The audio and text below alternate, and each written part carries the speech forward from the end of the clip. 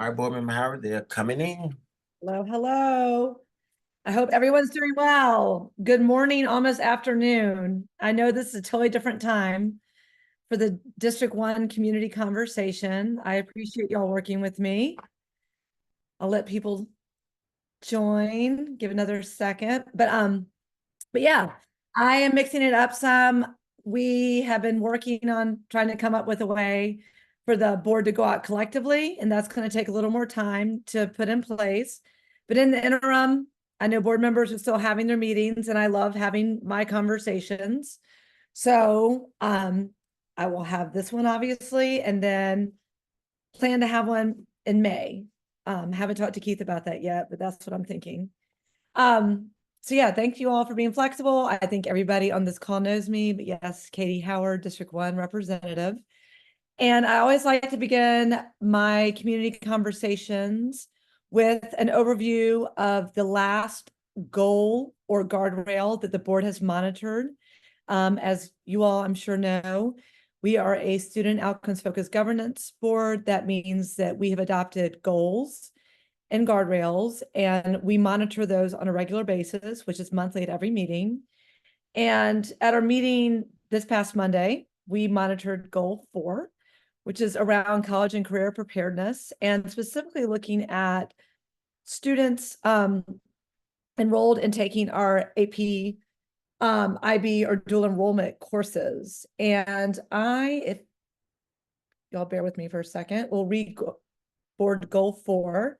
It's the percentage of high school students who score at the college and career readiness level on career pathway assessments, IB, AP, dual credit, ACT, or SAT, work-based learning, or entering TCSG, USG without needing remediation will increase from 37.1% in October 2022, and we have to determine our target by October 2026. We had to reset our baseline due to the pandemic. And we need to come together as a board, and we actually have a retreat coming up in April where we will talk about resetting our targets around our goals. I want to highlight some things that were so important in the monitoring of this goal that we covered on Monday. Some good news. We monitor the goal through some interim goals. And one of them is looking at like the number of students, 9th graders, who have enrolled in AP courses. And we need to narrow this down as a board, like what our true intention is here. But we all know that exposure, just having the experience of advanced placement course, can really open a student's mind to so many things and possibilities. So we had an increase in the enrollment in 9th grade students taking AP. So that's a win. For 10th grade, we had an increase in students scoring 3 or above on AP courses. Slight drop in 11th grade, but a lot of that's due to students picking dual enrollment or IB. And another thing to highlight, in 11th grade, we had a tremendous increase in the number of students, particularly Black students, in dual enrollment and actually getting a course credit in dual enrollment, which is huge. I think we're at 91%, which is fantastic. So that means that the students overall in dual enrollment are being really successful in that program. And in looking at different subgroups, it's important to look at, okay, who needs more support in this area? How do we want to expand this program? How is it having an impact? How is it improving outcomes for our students? So we want to definitely highlight those things. In terms of subgroups, there's an increase for Hispanic students and Black students in AP offerings and taking those courses and actually scoring 3 or above. So great to have some gains. Obviously, more work to do in those areas as well. Additionally, we talked about support for students knowing about AP coming into high school, obviously being prepared foundationally to be able to take advantage of those courses. Some of the things the administration brought up were a pre-AP course or program that's being put out to middle school students to really let them know about these things coming up in high school and really get them interested. We also talked about, what is needed from the board to expand these opportunities across the system for more AP offerings, more support for dual enrollment, and same for IB programs, which are growing, particularly at Mays and at Therrell. So the administration, Dr. Battle actually highlighted looking at for AP, do you have like district AP teachers? Clearly, people teaching AP need certification. They need a lot of support in that area to truly be developed to teach those courses to the highest level for all of our students. So how are we getting creative in that space? We've done some streaming of classes between Sylvan and Sutton. Great example, but that's one example. And how do we expand that and make sure it really works and it's well supported? Because, for instance, we left a breakfast with the board today. This one was at Midtown, where they have a whole lot of AP offerings. At other schools, you know, AP offerings are growing, but we hear from students, we want more. We feel like our teachers need more support. And how do we make that? How do we support that at the board level? So, and really, you know, pushing the superintendent to think broadly and creatively about that and appreciate the folks in innovation who are looking at these things. Dual enrollment, we hear a lot about transportation. And as a system that is spread across the city and we have a lot of traffic, we also have issues getting kids to school right now on the buses we have with our incredible bus drivers, but we quite honestly could use more. How do we get creative in that space and build off of the dual enrollment programs we have that have been around for a long time, like the one at Carver? So this goal and highlighting some things that are working well, but there are some gaps as well. The IB interim goal, it looks at 11th grade, and not as many students take that assessment in 11th grade. So for the board, we need to look at that interim goal. Is that the best way to measure overall this goal? So I know that's a lot. I did share it in my newsletter. I encourage everyone, if you don't already, I know it's one more thing to do, but we're trying to make it so it's easy to find. Our progress monitoring reports are on our board webpage. So please, please, please go there and look at them. It shows the data. It shows realities for the system. It's how you should be holding us accountable, how we hold the superintendent and team accountable with support.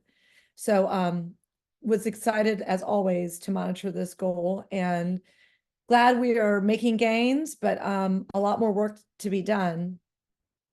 I am gonna highlight some things I've been doing recently. Of course, breakfast with the board. Thank you, Keith and team, for making those possible. I've gone to every single one. Sadly, I could not be at Coretta Scott King and Best Academies. I was bummed, but Therrell, Mays, Douglas, Midtown today, Carver, Jackson. I love South Atlanta being at all our schools and all our communities. We have incredible kids everywhere with great programming happening at all our schools, but how are we really sharing that out? How are we maximizing what's really working? And really just selling folks on what's going on in our schools and APS. And it's up to the board to help develop these programs. So it's a reminder to me, especially being chair of the Budget Commission, and appreciate my colleagues doing this work too, because it takes all of us. Like, how are we using the budget, which is a huge lever when it comes to student outcomes and improving them, to really maximize what's working and also start to strategically abandon things that are not. But I think the breakfast with the boards really highlights that, and students tell us exactly what's working and what they want to see more of. They really have a vision for their schools and development, and they have great pride in their schools and their communities. So that's been fantastic. I went to the Social Work Cafe reveal at Phoenix Academy the other day or yesterday. Phenomenal social worker over there, Ms. Brown, who's done incredible work to bring a clothing boutique, a food pantry, just these comfortable, wonderful, welcoming spaces at Phoenix, which has gone from 50 students recently to I think 250 pretty quickly, of kids who just need a different environment to get their high school diploma. Like, we want to meet kids where they are and make sure that, you know, they get all the support they need to graduate and really be prepared for life leaving us. And Phoenix has a long history, but there's been transition. Principal Mohammed coming in, he's fabulous, but it was great being over there, seeing the great things happening. at Phoenix that supports kids from throughout the system. I don't want to take Keisha's thunder, or B's, or Emily's, but I know there's some great events coming up with family engagement. And I'll let them talk a little more about that because I see them on the call. But I do want to highlight our summer camp opportunities, Academic Recovery Academy, great things happening there. Always want to see us build off of what's really working and tweak what needs adjusting. So always feel free to share feedback and definitely enroll your children for those programs. But that is obviously coming up. And I think that's it for my updates at the moment. I'm sure our conversation today will spur some more, but I will pause there and start taking questions, and really appreciate you all being here today. And I'll let Keith start us off on the conversation. Yes, thank you, Board Member Howard, and good almost afternoon, everyone, and welcome to the District 1 meeting for the month of March. As always, we do welcome our community to provide their feedback, questions, to engage directly with Board Member Howard and members of the APS team. So as Waukesha has already done, if you do have any questions, concerns, we do ask that you raise your hand so we can place you into a queue. We do have just an hour allotted for the meeting, so we do ask that you get directly to your questions or your concerns so we can make time to make sure we hear from everyone. So I will stop talking and turn it over to Waukesha, our first speaker. Good morning, Waukesha. Hey, Morning, good morning. Waukesha. Hey, Kate, how you doing? Good, I how are just quick. you? I'm good. I'm really good. I just got a quick question for y'all. And I think Travis is on the call. So, there were conversations about possibly some rezoning over in the Douglas cluster, and so I wanted to know, when will they start back talking about the other clusters that is experiencing overcrowdedness? I know that District 1 has been one of the fastest growing districts. And so I would love to know when is some upcoming dates for the other clusters that are experiencing some overcrowdedness, because we have a lot of schools coming up that's going to have very little kids in the building. So it would be nice if I know people don't like to have that conversation, but I would love to hear when we will start having those conversations again. Thank you. Travis, I see you put something in the chat, but do you want to share just about at least what's in Park and the dates there, and then anything Thank you, else? Travis. I see it. Yes, ma'am. We held our first meeting last night, and I already put the recording up, and the slides and other information related to the Douglas cluster. We'll have a meeting next Thursday at John Lewis, and then the next Thursday, the 21st, it will be virtual to get some feedback on a couple scenarios to address overcrowding at Woodson Park. Out of our annual facilities review report, the only recommended rezoning from the administration in this round was in the Douglas cluster, and so that's what we're getting feedback on in March and April. We've also promised the community back right around COVID or pre-COVID that we wouldn't talk about addressing under-enrolled schools to provide some stability for those schools and communities as we figured out the impacts of COVID and enrollment projections. And that kind of timeline to not talk about it is up, I believe, after this one. So next year, we can start having those conversations on those under-enrolled schools with some board retreats and things like that. And I don't know if Board Member Howard wants to share more about that, but that's the update on Douglas. Perfect. Thank you, Travis. And yeah, Waukesha, I'm glad you asked the question. And it definitely came up today when we were at Midtown. The students brought it up, the impacts of having a very, very packed school. And my kids are at Jackson, so I see the impact there too. And I have a deep focus and commitment to Carver. And they have needs facility-wise, and just maximizing the great things happening there. So I think at it from the lens of how do we further develop and support all our schools, especially those that are under-enrolled, which just means we're very intentional in supporting their programming and what they want to see as a school community, and then really make sure that people know these are options within the system. because I think that's a great approach to it, just in this time and space. Looking at a new leader coming on, a new superintendent, that's top of mind for me. Like, how are we really going to address the situation we have some schools that are very overcrowded and some that are under enrolled? And how do we share out the programs that are happening now, and how do we further develop them? And I hear you that it's not an easy conversation to have, but it doesn't have to be hard either. It just needs to be very authentic and two-way, and then talking about our strengths across the system. But having gone to an 800 student Grady back in the day and seeing it now at 1,700 kids, that did not happen by accident. There was a lot of work and focus. Same for Jackson. There was a plan for the IB program, and there was a plan to renovate the school. And that absolutely contributed to the growth of the school. Same can happen for Carver, same can happen for Washington, across the system. But we've got to be intentional about it, and really prioritize. And I'm glad, obviously, this ties into facilities master planning. And one thing I really want the board to start focusing on is, how do we align our goals with facilities master planning? We put in place these goals. We said we want these things for our students.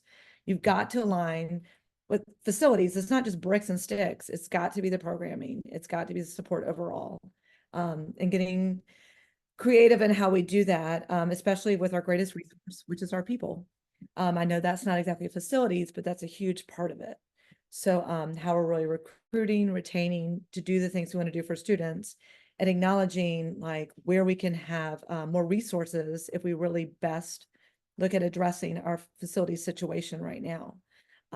I just think about it from the programming standpoint. So, but got to go meet community where they are and hear from them, and then share with them, these are some things we could look at. What do you all think?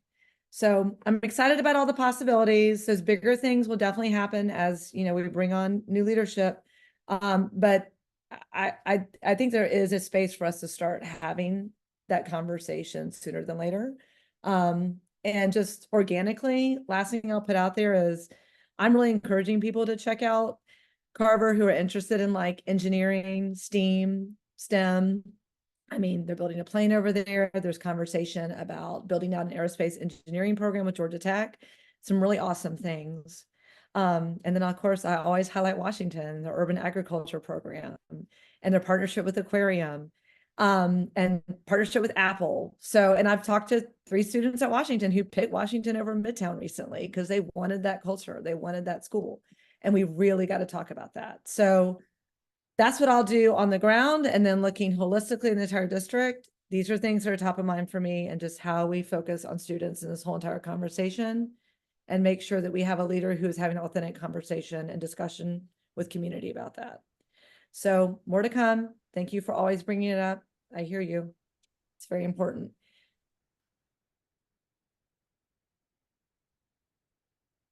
All right, thank you. So our next speaker be Akeem, then followed by Holly. Hello, Akeem. Hey, Keem, I know I owe you a phone call. I am so sorry. See you today reminds me. You've been on my list. How are you? Good morning. How y'all doing? Hey, Keith, how you doing? All right. I just had a few concerns, and yes, Katie, I have called you and waiting for my phone call back. My You're concerns right. are about Oh, budget. You good? It's about budget, transportation, and housing. The first thing about the budget, I understand that you're on the budget committee now, and when I look over the budgets, or when I hear about the proposed budgets that we're having, I don't see an increase in like the extracurricular activities like band, the different clubs and organizations that said schools. And I want to make sure that around this budget cycle, we're expanding those programs. It's great that these schools have corporate partnerships, but sometimes the students that said schools need to belong to small organizations just so that they could be checked up on more.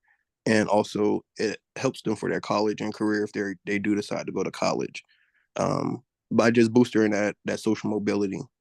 Also, I would like you and your colleagues to look at the lunch hours. How long are students staying in lunch? I'm hearing that some students are getting 23 minutes of lunch, and all the adults on this call would primarily get like a 30-minute lunch, I just want to make sure that the students are getting adequate lunch while they're there and they're able to socialize. Um, uh, my next point would be around transportation. The transportation, I don't know if this is an idea that the board has proposed, but being that we have a shortage of drivers, and we're having a hard time like getting our students to these different organizations, have we thought about a partnership with Uber and Lyft? I do know other organizations use it, other nonprofits, where instead of giving the student money, having where the principal could just request a Lyft ride or Uber X or something, so that the students could get over to whatever campus they need to in a reasonable time. I'm not sure the logistics of that, but I do think that that would be a great idea. And then my third thing is housing. I do know Atlanta Housing Authority, they're starting to build on a lot of their properties now. University Homes is almost complete. They just have the next phase, which is going to be multifamily. Ballin Homes, they got that project about to come back to life and everything. But I do not see any of Atlanta Public Schools Board of Education officials at the board meetings there or on the calls. And when we're building out these communities, we got to also make sure Atlanta Public Schools are at the table, because Atlanta Housing Authority, they do have an educational department, and it's strong, but not a lot of people know about it. And I feel like some bridges could be interconnected between the district and Atlanta Housing Authority, being that you all do own like most of the land in the city, or a majority of the land in the city, not all of it. I just see some type of connection or work there that could be done to make it easier for all families across the city. That's my 2 cents, Katie, this morning. No, it's great. I appreciate you lifting up all of those. In terms of more support for extracurriculars, could not agree more. That's a huge part of student experience, and we hear from students over and over again. Like, we know ourselves and our peers. Some of us are not signing up for things like band because we can't afford the fees. That's criminal to me. Like, that is unacceptable.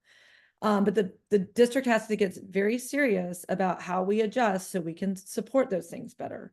Yes, we have partnerships that we need to tap into more intentionally for things like that, but we've got to find a way to adjust our funding, and certainly looking at that as budget chair, and then just trying to get us to all open our minds to the possibilities and shift and adjust. I think overall we try to do a lot of things everywhere, which means bits and pieces in some areas. But if you really brought some things together, what could that be? And that's some more long-range planning, but what can we do now? But how do we plan out going into the future, knowing that this is a huge part of student experience and it keeps students For sure. engaged, school, agree. Lunch hours, glad you brought it up. I mean, I think it varies throughout the system. That's another impact of having schools that have a lot of kids. They have shorter lunch periods. They can't finish their lunch. I will certainly add that to some nutrition feedback I had from today at Midtown. So I'm glad you asked that specific question. Clearly those decisions are made at the school level, but it just goes back to, can we just look at that? I know it has to do with getting kids to class and some other logistics, but glad you raised it. Uber Lyft, that's creativity. Put it out there. I talked to students at Therrell the other day who are part of an incredible program at Georgia Tech. I mean, they are studying like microbiology, just amazing stuff, going to Tech's campus. Yeah, they're taking MARTA, it takes them an hour to get there. And it's only about 5 students, but how do we get creative in that space to provide that support? Because we really want students to have this experience. So I will add that to my list too, as feedback I received on that. Housing, could not agree more. The APS has got to be at the table in the right way in that conversation. I know AH had a big meeting with everybody recently. I had a conflict, but I also don't know if that was the best space for back and forth conversation. We have a representative with Atlanta Beltline, Invest Atlanta. We have a housing advisory committee and affordable housing advisory group, which I know Cynthia Briscoe Brown was appointed to that recently. I don't know exactly everybody who sits at that table, but we do need to be in communication with Atlanta Housing, and I'm glad Terry Lee is head of it now. I know she knows us, and I think there's good synergy there. I'm very excited that, we have now designated properties as excess, and I'm looking forward to how those can hopefully be used with the right partner to create truly deeply affordable housing with a mix, and then looking at things like affordable teacher housing, employee housing. There's so many opportunities here. It does take funding and it takes the right partner, and APS to not be in the real estate business. We're in the business of students, but how do we work with the right people to absolutely impact the lives of our students and our families who are, we know, being actively pushed out of their communities due to, increase in property values in a lot of parts of the city now, which impacts their experience in education, and impacts our schools. So I agree. And I will ask specifically about AH and how we interface with them. So thank you. All right, thank you, Akeem. Our next speaker is Holly, followed by Margaret. Hi, Katie. My name is Holly Goldberg. I'm a parent of a student at Mary Lynn Elementary, and I sent you an email, I think, a week or two ago. I'm curious if you have had a chance to look at Tapestry Public Charter Schools' new application that they just resubmitted, and if you have any thoughts on it, and if you would be, willing to reconsider giving them a chance to open a school in Atlanta Public Schools to help support our neurodiverse students who really benefit from a different educational model. Thank you for being on the call, Holly, and I apologize I have not responded to your email. I know I'm behind on some, but I appreciate you reaching out. And I think Tapestry, they've made their intention to make an application, but they haven't done so yet, meaning that we can engage with them. And I have told them I will come and tour the school. I do want to see what they're doing on the ground. I will also say that I'm very focused on how APS does this work. We serve a cross section of kids, neurodiverse, different ways of learning. We have some autism units in many of our schools. But we also need the space for kids who have just a cross section of needs. So I'm interested to see what they're doing on the ground, and I appreciate you reaching out and for your direct advocacy. I will say more to follow, but know that I am very, very focused on how APS does this. One of my children absolutely could benefit from some different approaches. So it's personal to me too. So but I appreciate you pushing on it, because what we saw during the last iteration was absolutely a cry to say this is not happening at the extent it should be in APS, and recognizing that the needs of neurodiverse children fall in different ranges. I do want to bring up, they're doing a special education audit. Dr. Battle requested it, and I'm so glad she did. It's a huge priority, and it is for me. Currently, I'm still the audit chair. That will change. But yes, we're doing an audit of all the programs throughout the system. And this is a key focus. And we just had a special education focus group where I know a lot of the things that have been brought up with the Tapestry application have been brought forth and are deeply being looked into. So thank you. I really appreciate it, Holly. Thank you.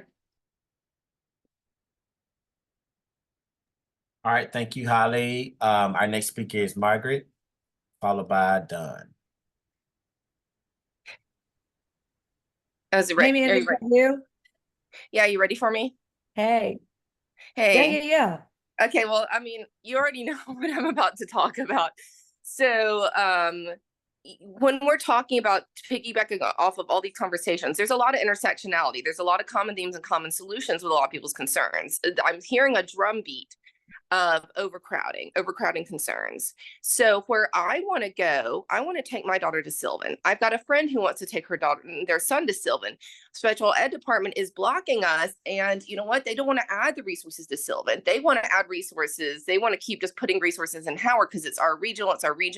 They don't want to reconsider how the regionals are even divided based on space.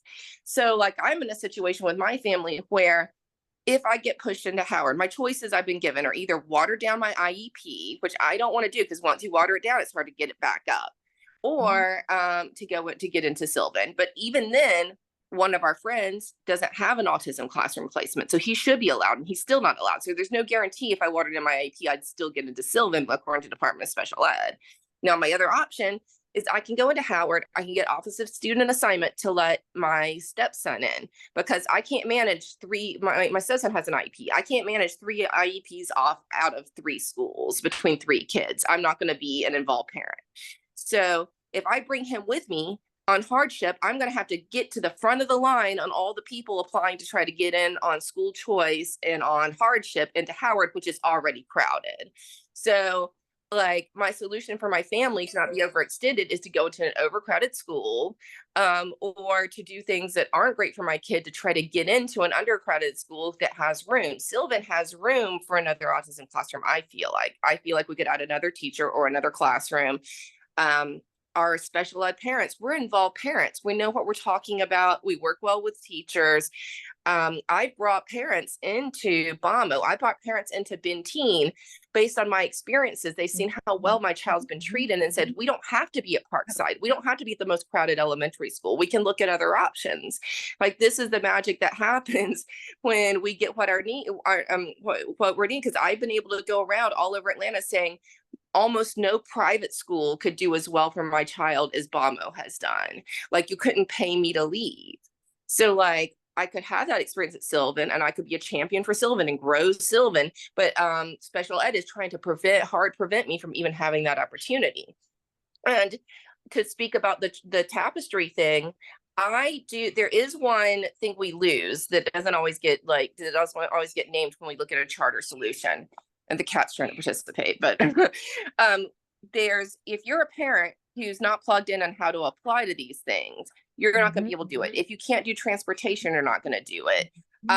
If it gets crowded, everybody loves it, and you don't get the luck of the draw, like you don't get in. And I don't like, there's a philosophical concern about, do kids that are neurodivergent get what they need based on whether they pull the lucky number? Like, that's ultimately what can happen, because there's going to be capacity issues, the solution like Tapestry. On the other hand, I am beating my head against a wall trying to find out what I need for my kids. And in a point of desperation, I'd be like, well, what the hell? The Department of Special Needs will not do what's needed for my kid. They won't listen to my concerns about Howard and about these big crowded environments. They don't care. They won't listen. I can't. And in larger schools with the placements, you do also have issues about whether the admins will even respond, whether you can get IEPs and 504 meetings in a timely fashion. My stepdaughter, we spend all year, every year, fighting for her first 504 meeting. We only get it once at the legal deadline. We never get a special called meeting. And we've never in 3 years of trying to get her mental health supports, we haven't been able to get it once at King. So like, we have a concern in these larger schools where sometimes the admins will not give your kid what they need. They won't respond, like they won't engage. And you're leaving the poor special ed lead to do everything because nobody else will support. So like, I get the appeal of Tapestry because people are just, the burnout, they're tired. They feel like unless they engage a lawyer, they can't get what they need from the Department of Special Ed or like supports from the school. And,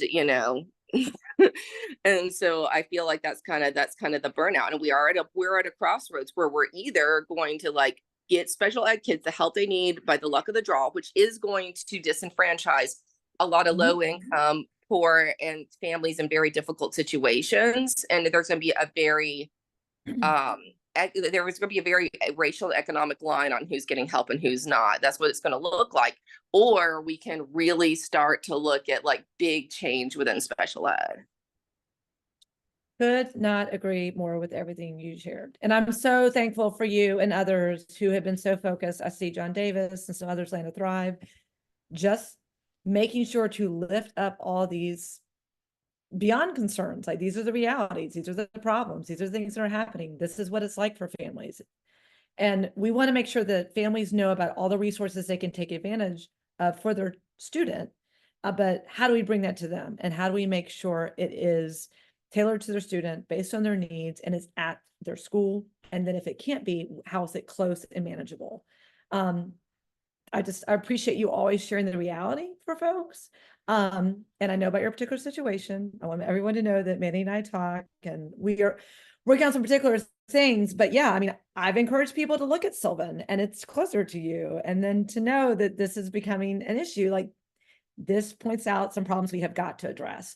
And some of these things can be done now, and some of them will take a little more time. But again, that's why I'm so glad we're doing the special education audit. And I know others have referred folks to the district for the focus group. Mandy, you might be one of them I need to add, but I've sent some people who absolutely have some similar feedback as you. Yeah, I so do need that to the be district added. knows exactly what's going on. I've not been added to that, but you know, and that's what I can ask about that, but so you know, there are parents who are sharing exactly what you're sharing that have been part of a group, because if you don't understand the problems, you can't go about addressing them. And like you said, there's special ed leads and educators doing incredible things and probably pulling a little more weight than they should have to in some areas. But yeah, we have a lot of work to do in this space, but we have a lot of people who are very committed to doing that work well. So, but we've got to support them in the right way and have some changes. I mean, I would say a reset, a restructuring, just rethinking how we do this work. But I can't thank you enough for lifting up all these specific concerns. So I will also follow up with you on the focus group. Okay. Thank you. And I'm glad everybody here on the call could hear that too. I think it's really important. All right, thank you, ma'am. Our next speaker is Dunn, followed by Clara. All right. Hey, Hi, everyone. Dunn. Hey, how are you, Katie? Hi, everyone. So before I actually want to make a comment about something that Marguerite said. But before that, so I actually only had one question, but like I have a couple more since other people spoke. I wanted to ask about transportation that Akeem was talking about. Have you guys had any conversation, when I say you guys, has the board with the superintendent had any conversation about making the transportation drivers full-time with benefits to maybe attract more and retain more? And maybe, sorry, go ahead. Go ahead. I was going to say, I can follow up to understand everything, but I know we've been putting forth as much money as we could around salary, but I will absolutely ask for more specifics because clearly this is an ongoing issue. I know that it takes a lot of training to be a bus driver and that the landscape has shifted some, but we have to do everything we can to recruit and retain highly qualified folks. So I will ask that question, Dawn, to know exactly everything done. And the reason why is, and I could be wrong, but my understanding is that their benefits were taken away and they're basically like part-time. So basically when they work, that's when they get paid. And so that's part of the issue. It's just not a very attractive job. And it's a hard job and it's a weird job because of the hours and when they have to work. So for me, I would be absolutely willing to shift money over to make them full-time. So again, it makes sense for them to do the work and they're committed and they show up, even if it's cold, wet, rainy, whatever it is, they show up. So that was the only thing I wanted to add to that when Akeem was talking about transportation. Second thing, going back to Marguerite. So my main question that I actually had, so I'm in a group chat and this has bubbled up before. And I was like, I said, it just happened to be your lucky day. It was your meeting. So I was like, let me ask.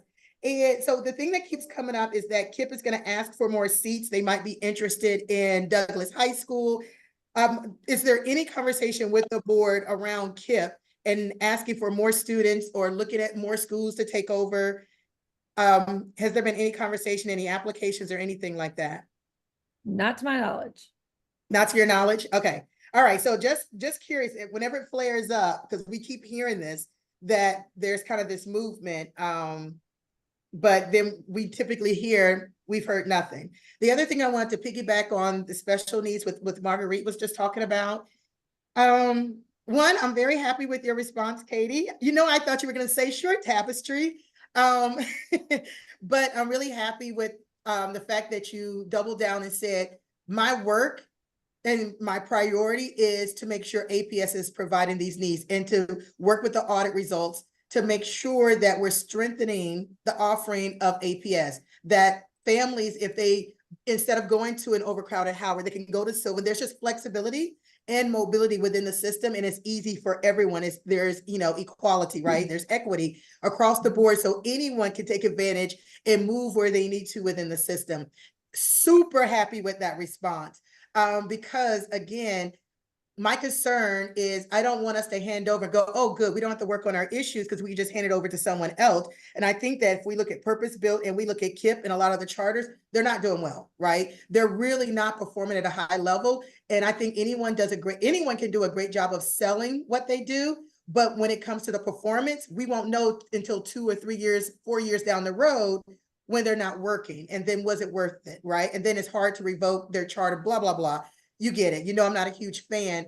I'm a huge fan of doing the work in APS. And I love the fact that you said that. So that was kind of my 2 cents that I'm 100% with Marguerite. I don't think we need to use resources. I don't think we need to do anything and send any money outside of us. But our main focus should be, how do we make our system work? How do we strengthen it? How do we improve it and attract and retain our students? All right. That's all I have.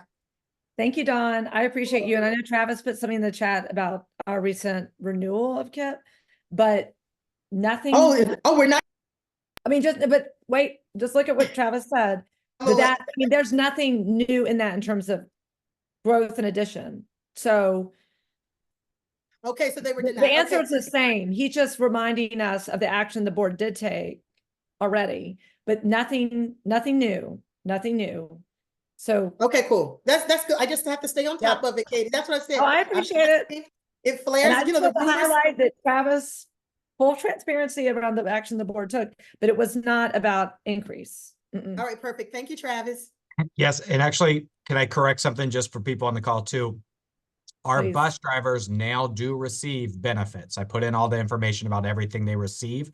That was part of compensation strategies. They are treated the same as all full-time employees. So if you know anyone interested, I put the link in there to learn more about becoming a bus driver.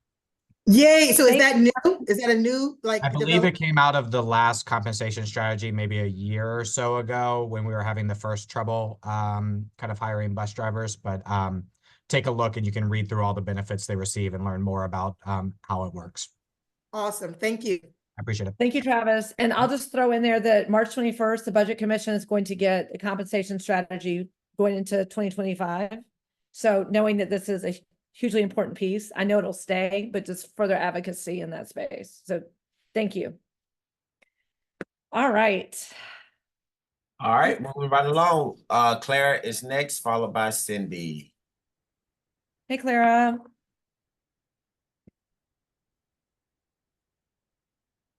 Oh. You there? Hey, I'm asking her to. There you go. Hi, can you hear me now? Yes, Yes. perfect. Hello. Okay, great. Hi.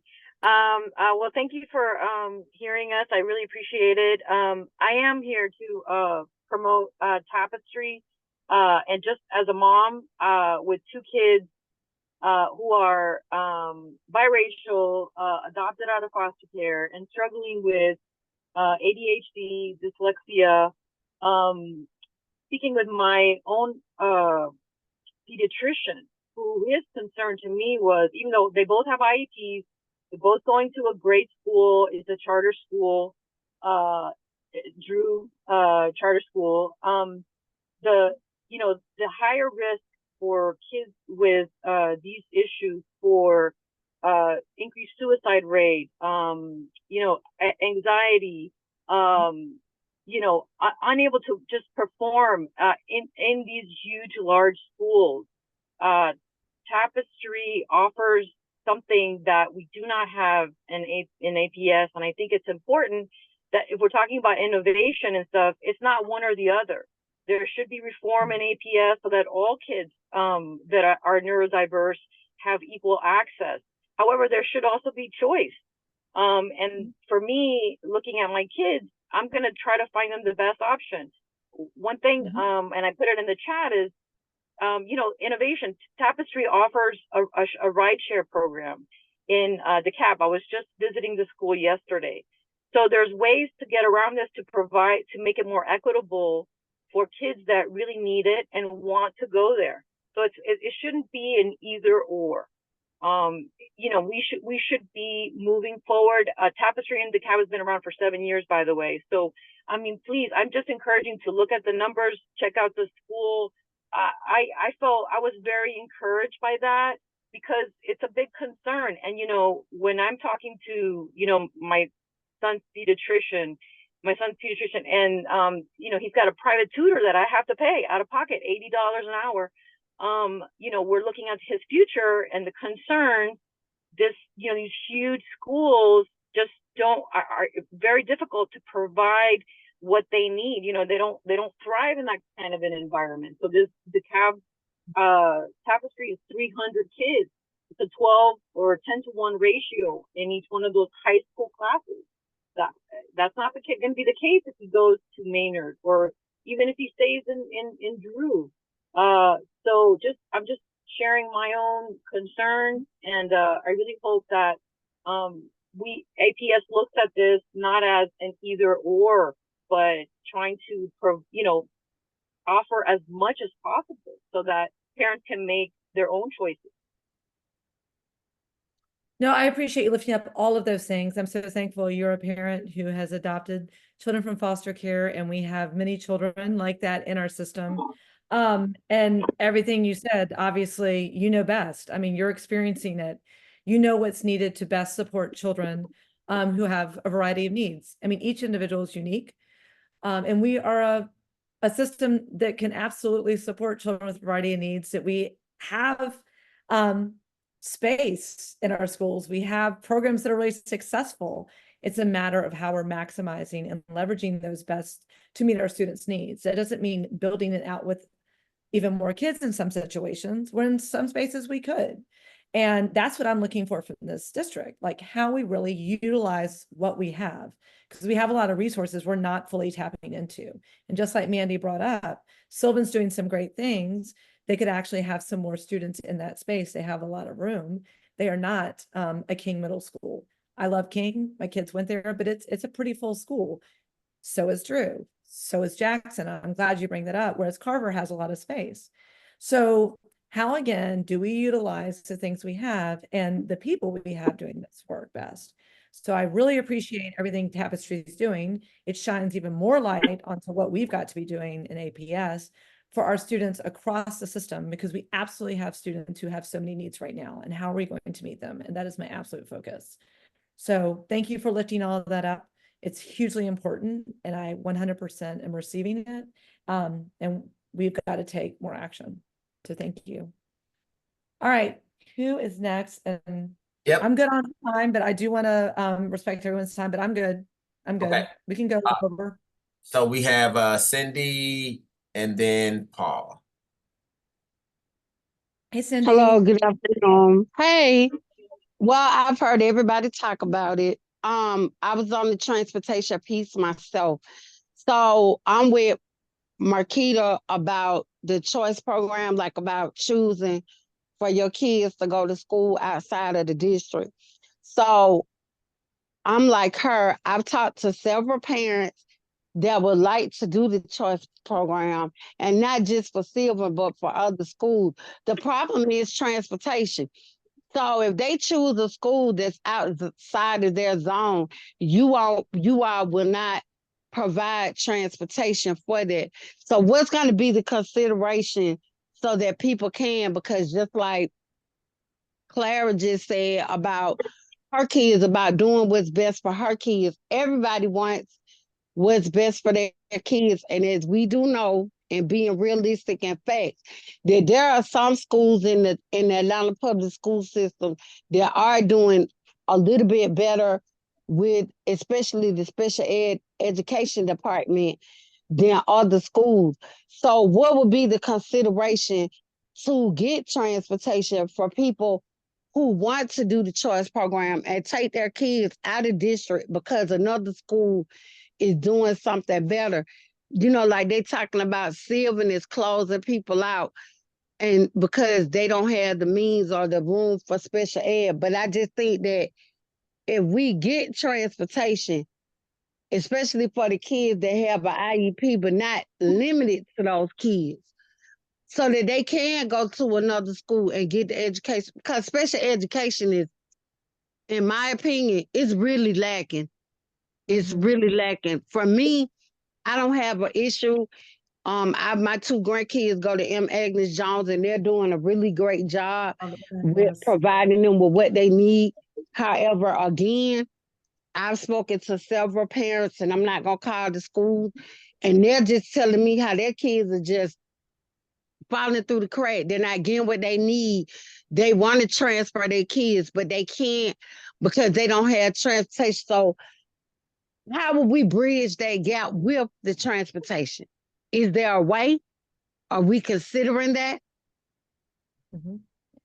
No, thank you for lifting all that up. And thank you for highlighting M. Agnes Jones. I actually know someone whose child was in pre-K at Parkside, and they are going to M. Agnes Jones for kindergarten. They have a child who's mildly autistic, and they were so impressed by M. Agnes Jones. And I encouraged them to look at M. Agnes Jones because the Washington cluster.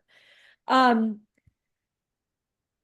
mean, I wanted to say that I think anything that best benefits our students, that is evidence-based, that has a strategy behind it and funding is possible. But we've got to be really intentional about how we're doing these things and be realistic too about the landscape of all of APS. We need to make sure our kids are getting those services where they are. And if they do need to move to somewhere else, like how is that realistic? And if it's close, can, you know, provide that transportation. You've heard from folks talking about the need to pay bus drivers more because they're having a hard time recruiting folks. We hear from students that buses are overcrowded right now, that we have substitute drivers who don't know exactly where they're going. It would be wrong of us to try to say, okay, we can do this when we actually can't right now because we haven't fully planned. Right.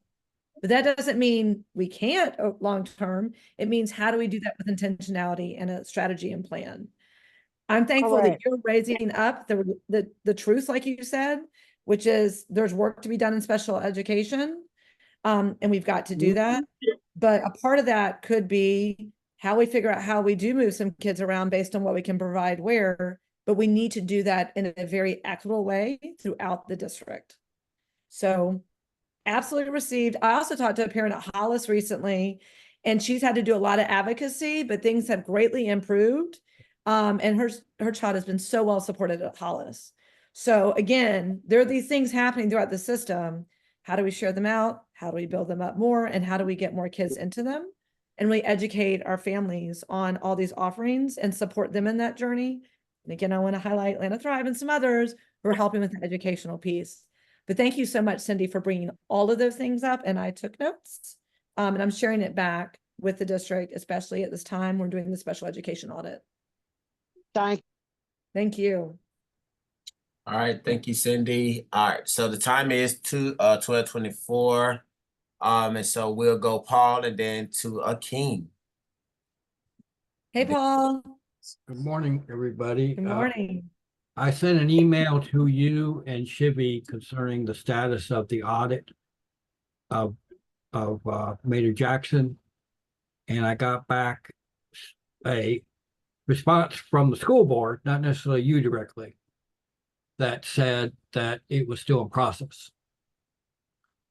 So I also want to know that when they do this audit, do they also include the information about last school attended?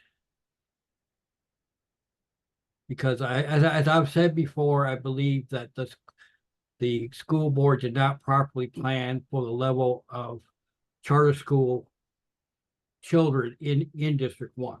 And as a result, didn't adequately plan for, the eventual attendance at Maynard Jackson. A lot of that was because people's perspective of where to send their child also changed. I understand that, but as you should know, I'm an advocate for a 9th grade center to deal with this problem. So I just want to know, what is the status of the audit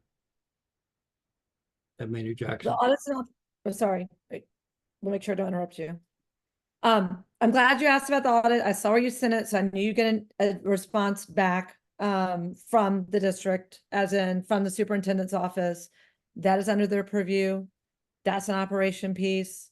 I don't know if Travis has any updates, but I'll continue to talk in case he's looking into anything, but I'm sure you were shared the latest.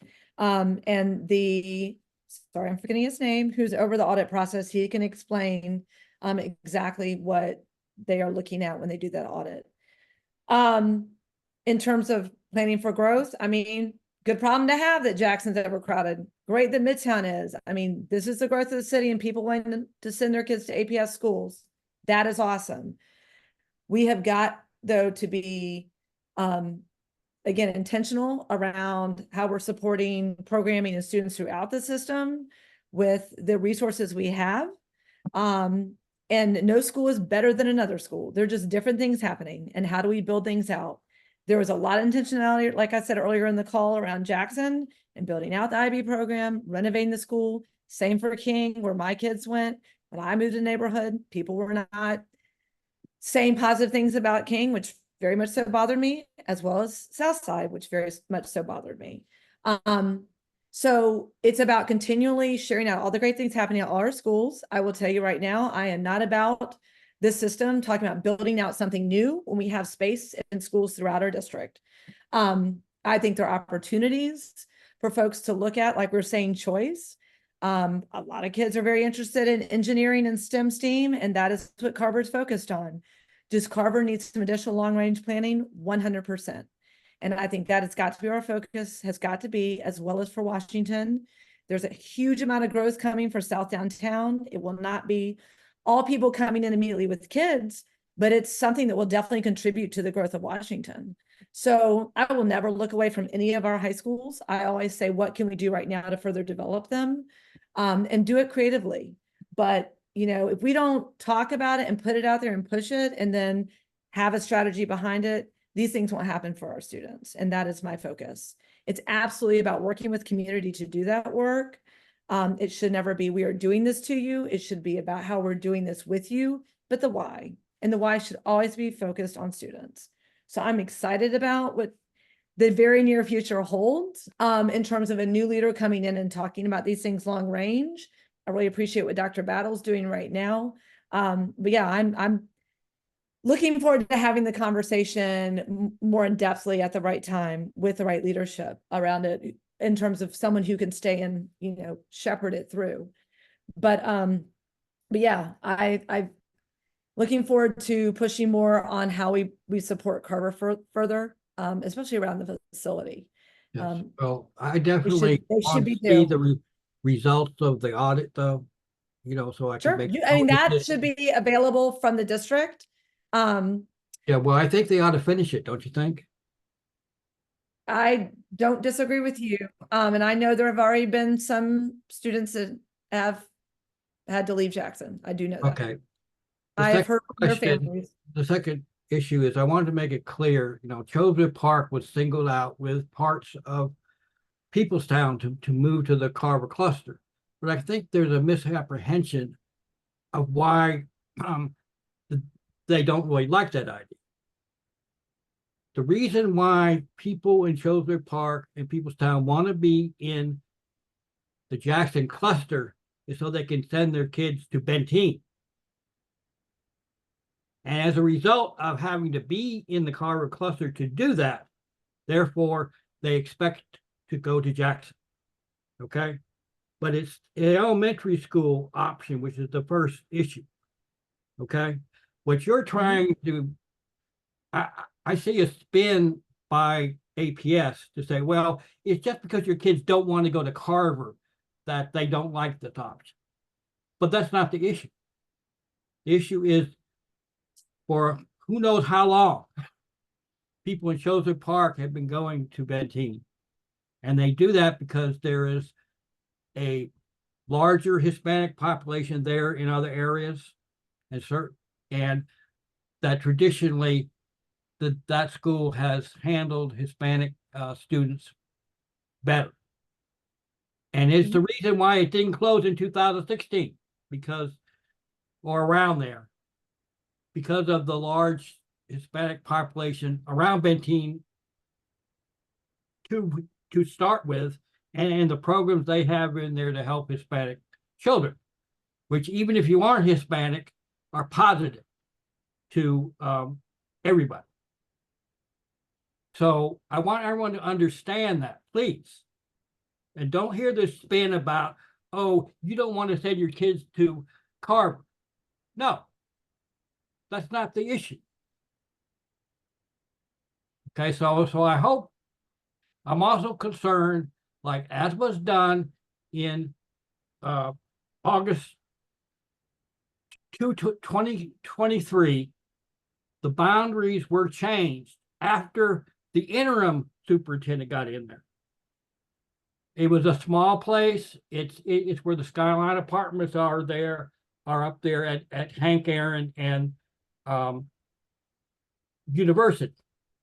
And you explained that to me, Katie, that it was an administrative change. And there was nothing you could do about it. But the problem was the change was made on the basis of overcrowding, but overcrowding had not been fully established because the study I keep asking for still had not been done. So how could you, even on an administrative basis, claim that you could adjust boundaries, not you necessarily, but the school system, because of overcrowding at Jackson? Because it hadn't been established. I want to make this real clear. Jackson is way at capacity. It is only going to get more full. I absolutely supported that change. Also, I know the history very well at Benteen, and you and I will have many, many more conversations about it. And I'm happy to come over to Chosewood and talk to folks directly. But I've been around a long time. I know absolutely the connection to Benteen for a lot of Hispanic families, and there are great things happening there. So I completely hear you, but we have to be realistic about looking at the entire system and making some changes that are best for students overall. So I appreciate everything you offered, Paul, but yeah, Jackson is overcrowded. It's not in dispute. So I'm going to pin in that right now, but you and I can keep talking. I know we need to start wrapping up. It's Hakeem, I know you have great questions. I just want to make sure I've heard for everyone else. And I see Travis put something in the chat for you to call. Was it Cavi about No, just the numbers? Yeah, I just sent an email to Corey Edwards for an update on the residency review. And Corey, thank you. Called Cavi to get the number of students from each feeder school that come into Jackson to help paint that picture. Yep. And of course, which is great about school choice, I look at Benteen's numbers often, and there's a lot of choice families there. So, and that's great. That's just another reality. In terms of where they can go after that, they actually are not zoned for Jackson, which I'm glad they're taking advantage of that choice, but that's something that the district is looking at too in planning. But my kids go to Jackson, I know it firsthand, and it's great that people are committed to that school and going. I love it, but they've made a lot of different choices before getting there. And we even had people moving from other schools that are zoned for Jackson, they're deciding on Jackson for high school. And we saw a lot of similar things happen in the Midtown cluster. So we've learned that's great that people do this. We want them in our schools, but we've got to be realistic about how we best serve students and best support all schools. Akeem, do you want to ask one more question and then I'll close this out?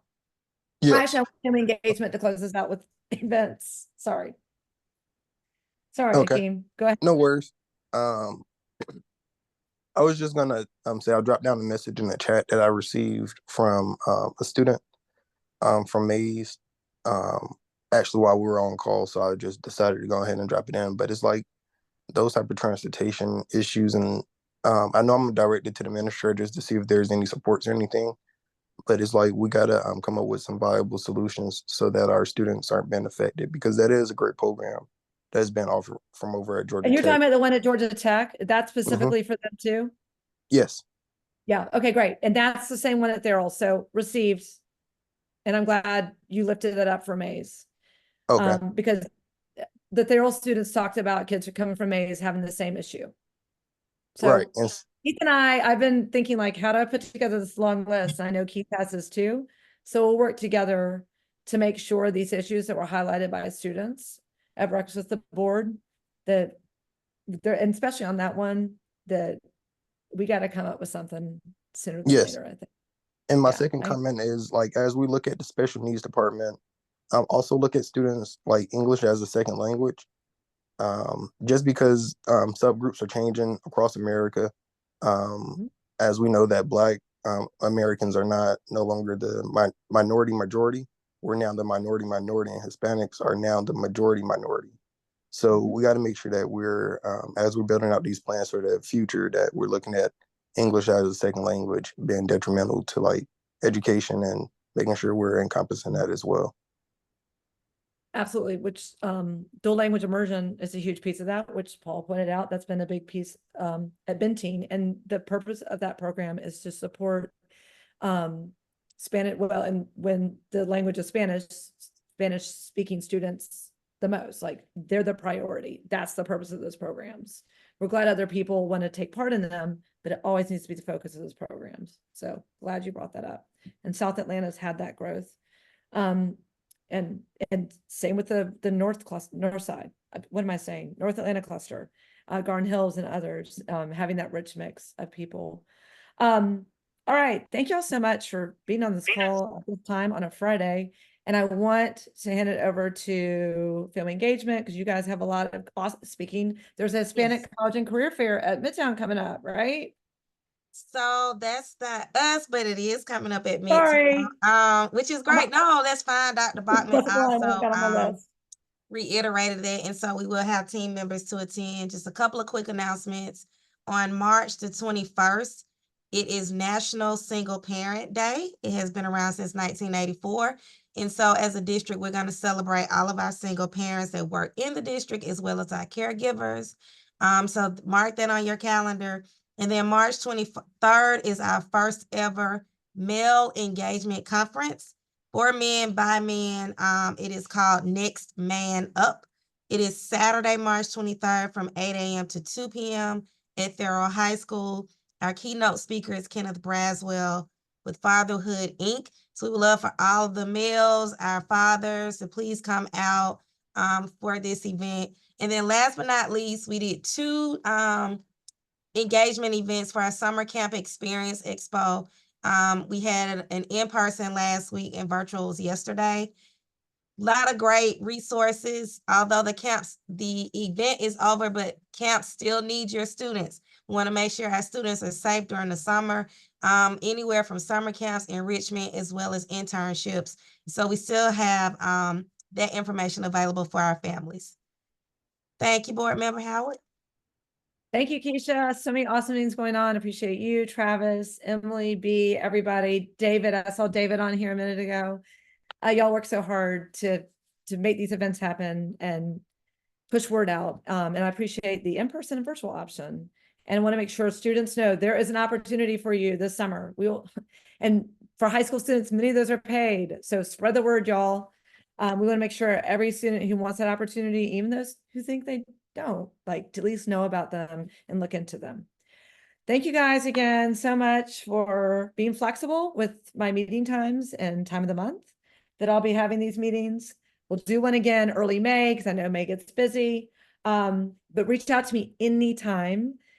You can find me easily on the board's page. And if you email me, I'll get back with you.